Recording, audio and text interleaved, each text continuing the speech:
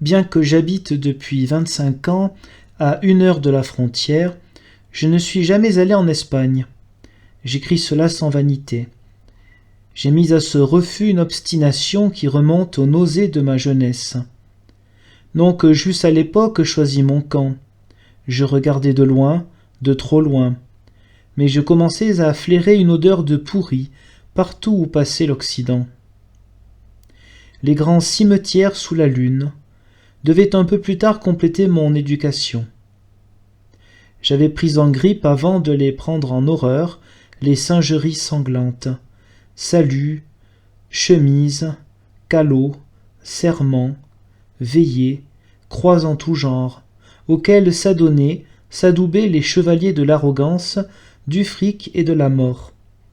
Je détestais cette croisade contre le Turc à domicile, je veux dire l'ouvrier, cette reconquête des lieux saints, Golgotha du coffre-fort, avec toujours un archevêque pour bénir le peloton d'exécution. J'ai failli me rendre une fois à Burgos pour témoigner à un procès qui n'eut pas lieu à la date prévue. Contrairement au bruit répandu, j'ai décliné l'invitation de tenir un meeting ce printemps à Madrid, aux côtés de mes amis du Parti socialiste. Ou bien on m'expulsait comme aujourd'hui Régis Debray et ses 6 compagnons, mais en un moment où le symbole eût été vain, ou bien on m'accueillait et j'offrais au régime l'alibi que peut-être il souhaitait. Je souffre d'être ainsi séparé de l'Espagne. Je ne sais pourquoi l'imagination me souffle que cette terre est de mon paysage, comme je peux le dire de Milet, d'Argos et de Jérusalem, de la Cévenne et d'Agrigente. Il me semble, si je me fie à l'image et à la lecture, que Tolède et les hauts plateaux de Castille répondent à ce que tout homme à la charnière de sa vie, là de la commodité de l'usage, attend de la forme des choses, quand le roc et le vent sont seuls à témoigner du passage du temps. Sauf erreur du destin, j'irai bientôt.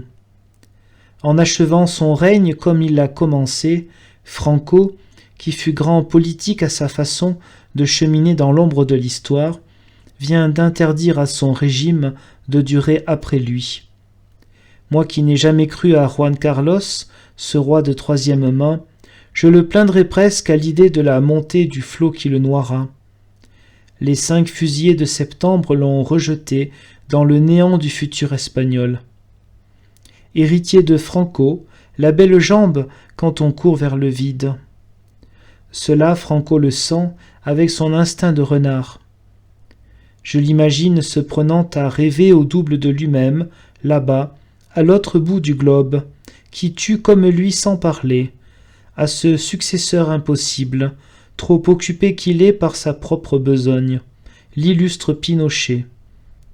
Je ne cite pas ce nom par hasard ou par malignité.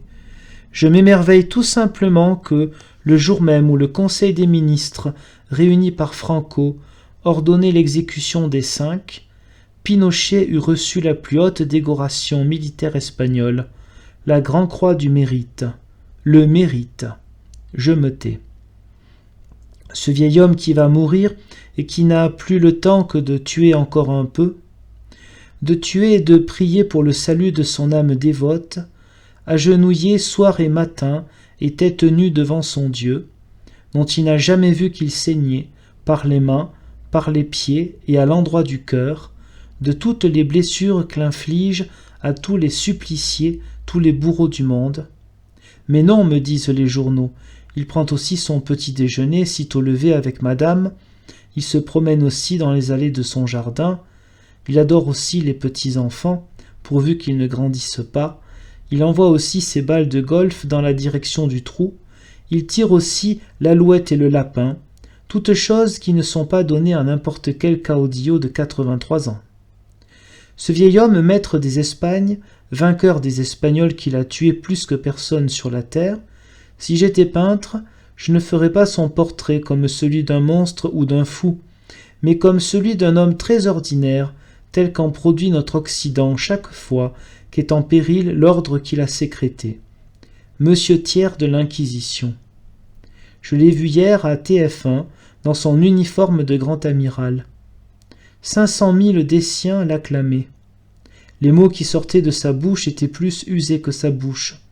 Il m'a paru décoloré. Ni l'or de Vélasquez, ni le noir de Goya n'habillent plus les grands d'Espagne. Dans mon courrier, des lettres me parviennent, qui s'étonnent de tant de bruit et de tant de fureur pour 5 jeunes morts qu'apparemment rien ne distingue du cortège sans fin des autres morts assassinés par la raison d'État. On m'y récite l'interminable litanie des peuples opprimés qui n'ont pas de pardon. On m'y raconte Prague, Santiago, Téhéran, Jakarta, les pendus du Zaïre, les noyés d'Ouganda, les désespérés du Goulag. Arrêtons. Je m'interroge.